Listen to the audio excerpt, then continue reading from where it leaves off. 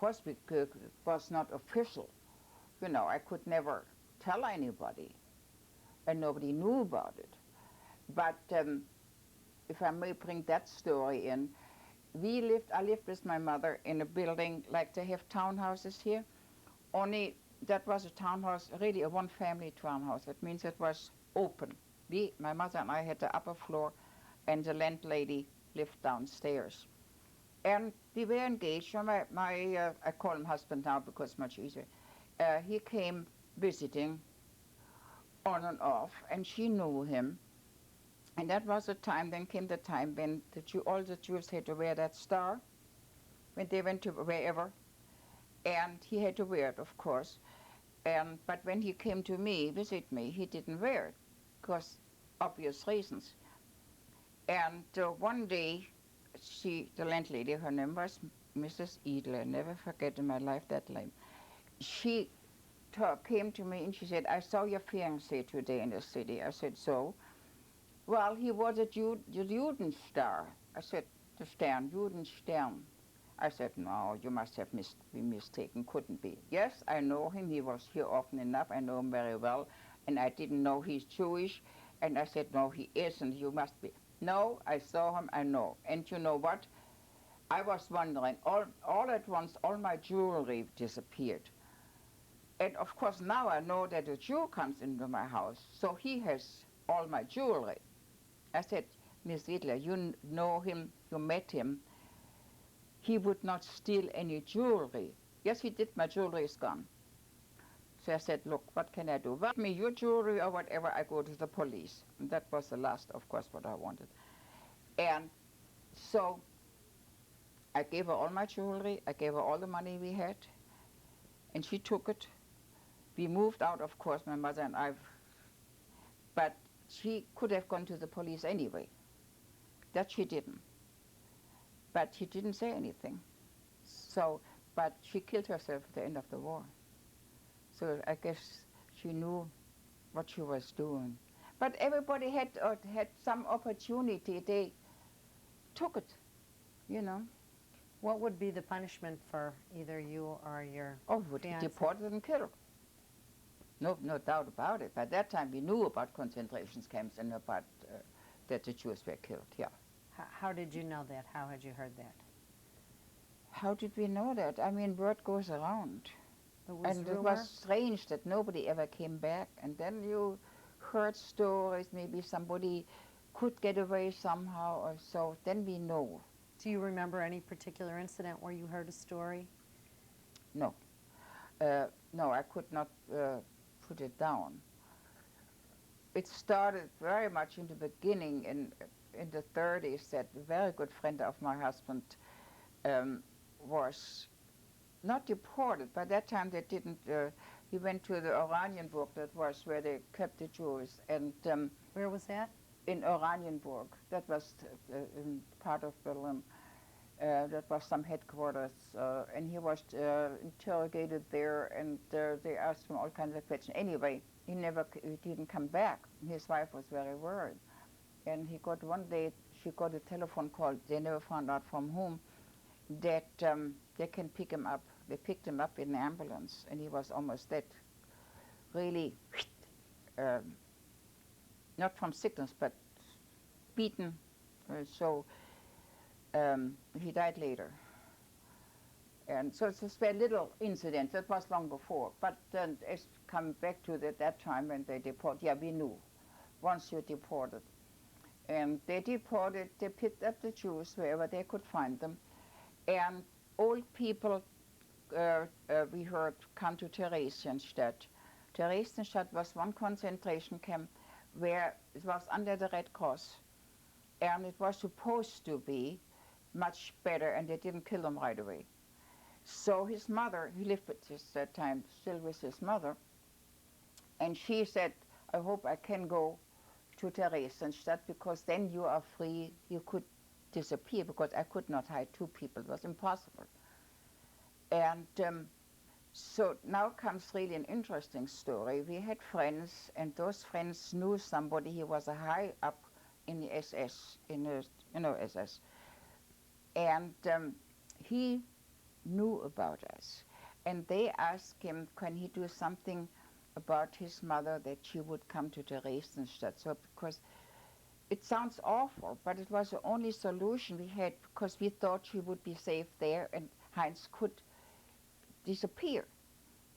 And so he arranged that. Who was the SS man? Do you, I never knew his name. I never knew, but he must have been very high up. and when was that? When did this That take? was the 41. I think 41 or 41, I think. And so he said, well, we don't even pick her up. You can bring her to the headquarters and she would come to whatever the office is. So to bring your mother to a place like that with her little suitcase, I went with him. It was so heartbreaking. Even for me, it was my mother-in-law, but for him, it must have been terrible. So she took her suitcase. She walked the last corner. We didn't want to go to the building directly. She walked the last corner to that building and disappeared. We heard a little of a postcard later, and maybe for a year, and then we didn't hear anything anymore. And then we heard that most people starved to death there. They didn't really kill them, but they starved. And she was an old woman. I mean, you know, but that must have been horrible for my husband. It was bad for me, but for him it must have been terrible. You got the postcard when? About how long after she had left? About maybe 5-6 months later. Oh, do you remember what it said at all? No, that you see, I couldn't save any. We lost everything in the war. No, just that she's doing all right, and don't worry. And do you Something like remember what she took with her in her little suitcase? that. A little clothing. It was odd, and I never forget that tiny little suitcase. They were not allowed to take much. Not like before the time, but they could take their fur coat and things like that. You know, at that time, no. And where was Theresienstadt? Hmm? Where was it? Theresienstadt was in Böhmen, Bohemia, I think. And it was supposed to be safe, kind of safe. So, Okay, let's back up a little bit about how it came about that your husband was staying with you. when he stayed with me, Yeah, tell me how that came about. well, when his mother left, he knew he had still that job in that cleaning establishment, and he stayed in the apartment. He thought, but be prepared. The one day, those friends we had, the one who knew that SS man, Do you remember the friends' names? that comes to me. I'm very bad with remembering names or dates. No, right now I can't. Sorry. So they called me and they said to me, we heard from this guy. They never mentioned his name either. That's why I don't know it. Tell Heinz not to go back to your apartment. Pick him up in the morning when he comes from work, and don't let him go home, because they pick up all the Jews at Spindler today. And so I picked him up. So he was lucky. It was in the night shift. If they would have come at night, he would have gone. The following day, they picked up all Jews at Spindler. So I picked him up at the train or whatever it came, and we did go to his apartment to get some things out at least. And that's when he officially disappeared. So then he came to me. I had that lab, and it was kind of a small room, and he got a mattress and he slept in that lab for a couple of days. And then we had some other friends. They felt sorry, German friends, non-Jewish friends, and they said they invited him to come to them for a while, and so he gladly accepted. And he went there, and that night a bomb hit that lab and was completely destroyed. So he stayed with them, and then, because I had that lab and I made medicine, and I was kind of kriegswichtig, that means worthwhile to get something else and some other. So I got some other place where I could continue my work. So I found a little place, but it was kind of a store with a little apartment behind it, a kitchen and a living room and something in between. And it was very hard, of course. By that time already the bombs had started. When was that? That was 43. So when was it that he came to live with you? What year? That was 40. He came with about 40, 43. He came to live with me. Yeah. And he had been living where between? He lived in that apartment. So he lived. Yeah. For years it was, it was kind of safe. But then when his mother was gone, and so 43. I know he lived in hiding 2 years, 2 months, and 2 days. So the end of I was 45, so it was 43, somewhat. And so he stayed with me. He came back, and then I had the apartment, and we lived. So everybody in the building thought he works for me, or we work together. And that he stayed at night sometime. After all, we were young, and that nobody thought anything about it. Nobody knew, of course, that he was Jewish. So we figured it is much easier to go officially live instead of hiding somewhere. And we had friends, they were hiding in some basement corner. They were all caught because when the war went on and the bombs were, nobody could stay anywhere. They had to go somewhere, and they were all caught, as far as I know. I'm sure there are others that lived through it. But we thought they knew we were engaged. They didn't know that he was Jewish, so we lived there together. When did he stop wearing the star? Oh, then he didn't wear the star anymore. Of course not. When did he stop? Do you know? I guess when he disappeared. That 43, yeah. So he was wearing a star, as far as you know, living. Yeah, as long as he worked at Spindler, yeah, he had to. And did he have identification papers that say? He had, of course, his Jewish papers, but then when he lived with me, that was a problem, because if there was a raid or something, and later on when the bombs were more and more, we had to go in the bunkers, he had to get something. We got always, when I was bombed out, I could always say he lost all his papers. Everything was burned. And in that, when they bombed, it was funny kind of. In that apartment, when that was bombed, we went to a bunker, and we came back, the whole building was burning. And we went in the apartment and tried to save whatever we could out in the street. I have that trunk here in my bedroom, a tree that lived with me through my whole life. But that whatever was in it, out in the street, what was the important things. And anyway, so we saved, and then we had some pudding in the kitchen. So we stayed in that burning building. We couldn't waste that pudding. We sat down and ate that pudding before we finished up our. Anyway, I get out of the line. What we were talking about before, no, he didn't wear the star anymore. But I was lucky with my profession that we were burned out at least 5 times. I always got some new quarters where I could finish my work, though nobody else could. So. And you were saying about his papers. His papers, yeah. He had the idea, he knew he had to get something. And so he knew some man had worked with, and he was in the army, in the German army, and he knew his name and he knew where he was born. So he wrote a letter to that city where he was born. I think his name was Willie Fisher, something like that. I live in Berlin, and I lost everything on my paper. I need a birth certificate. Could you please send it to me? It was kind of a hard week to wait for that, but they did send it to a box number, of course. So then now he had a birth certificate. So with that birth certificate, he went out and tried to get working papers. So he could always say, I lost everything. There was no proof because it was already, everything was burning. It was now later in the war. So he went and he got some working, an Arbeitsbuch it's called. I still have mine. You had to have that like a ID that you are here and not in the army.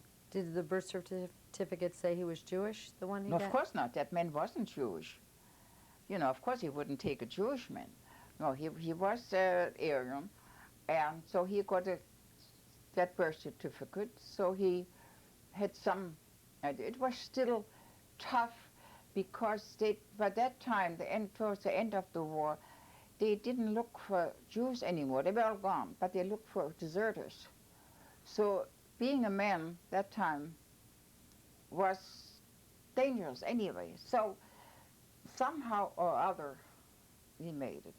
You know, we went to bunkers. So we had Where were the bunkers?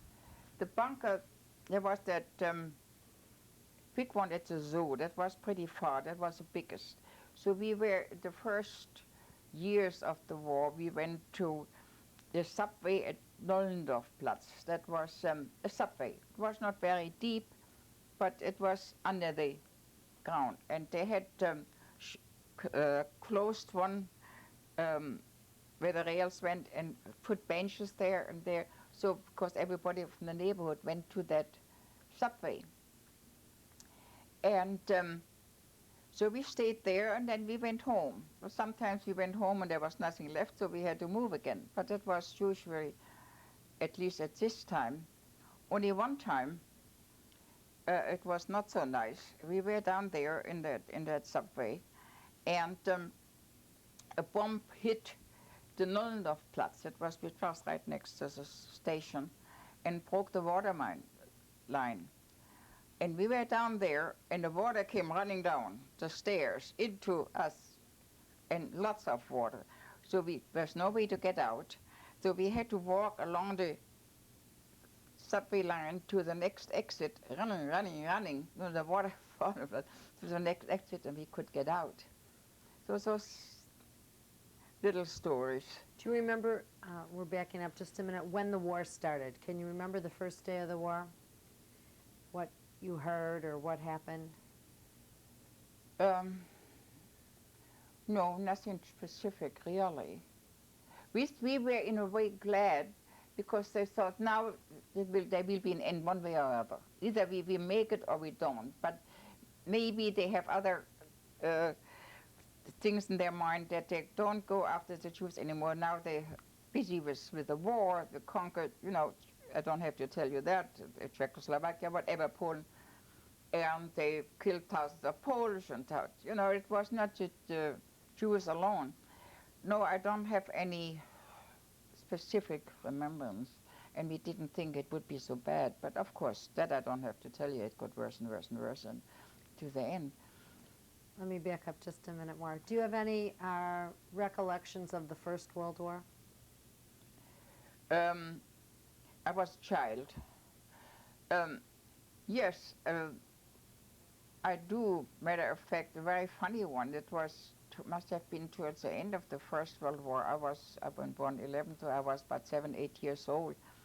And our house was on the outskirts of Imbach. There was an empty lot next door, and they had some soldiers. They camped. They must have come into pretty close. Frankfurt was not far from the border. So they had some French soldiers there. So it must have been really the end of the war. And some of them were colored.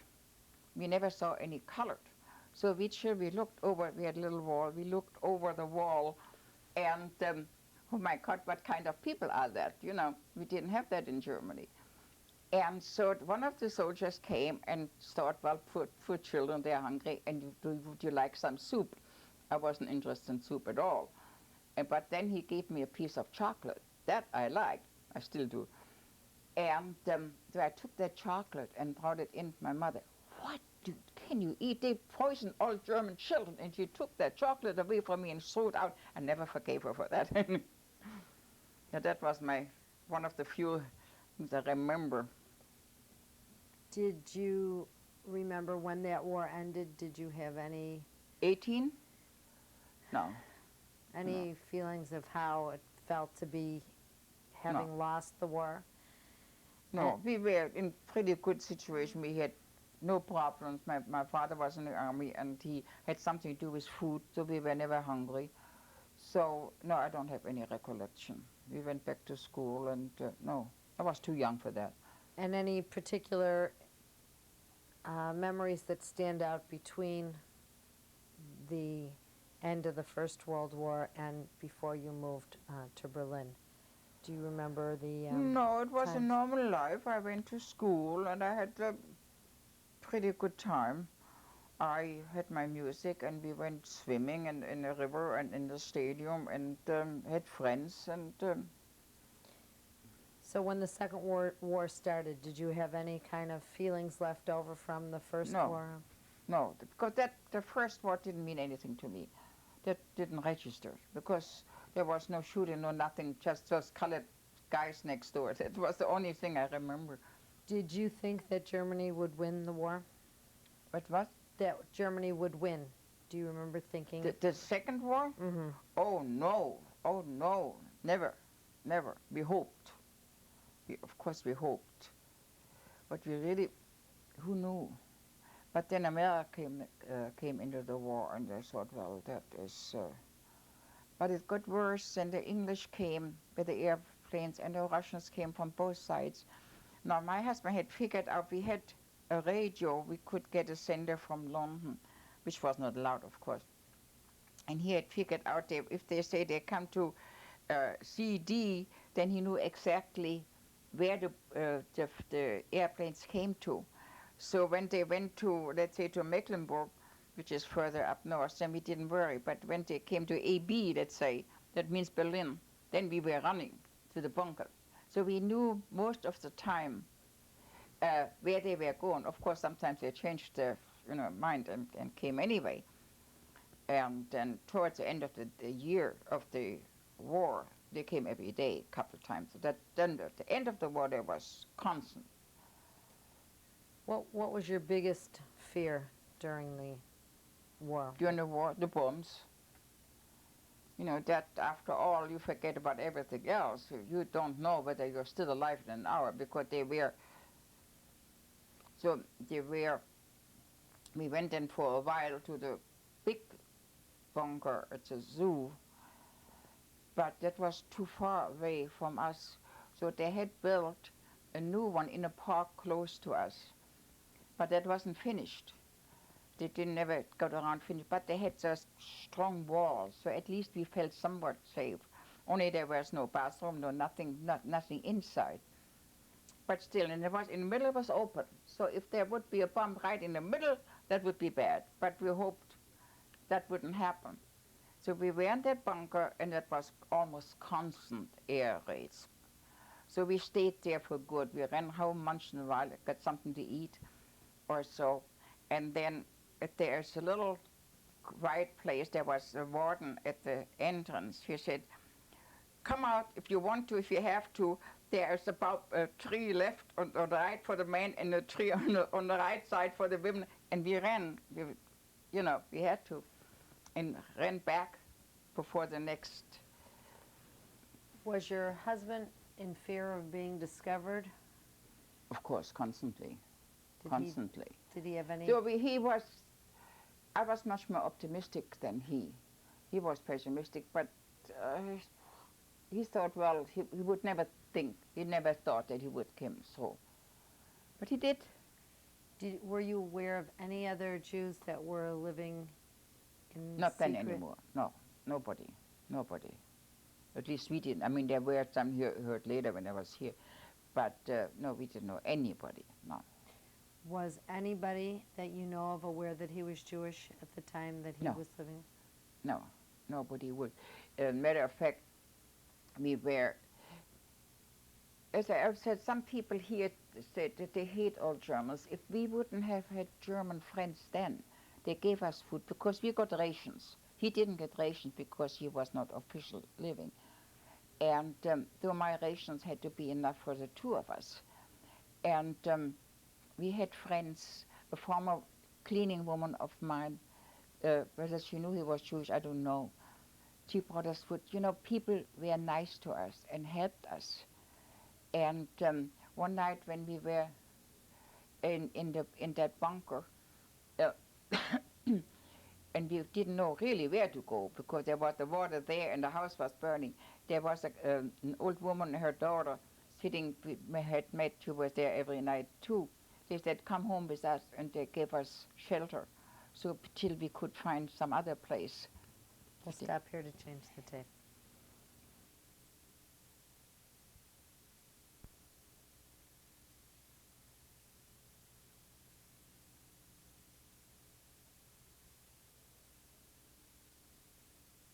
People who helped. Now you said they were aware that your husband did not have a ration card. People were aware that he didn't have a ration card. Yes, some friends did. Why Yes. did they think he didn't have a ration card? Well, maybe I was wrong when I said before they didn't know what she was. We had some friends, they knew him. And of course they helped us. But I talked about that cleaning woman. She must have been so suspicious because I know she bought it. And those other people who took us home from the bunker, they didn't know. And so we were with them and we shared. But How long were you with them for? a couple of days till I got another apartment. And that was near the Wittenbergplatz. So we were closer to the zoo bunker. When you applied for an apartment, did you have to say how many people would be living in it?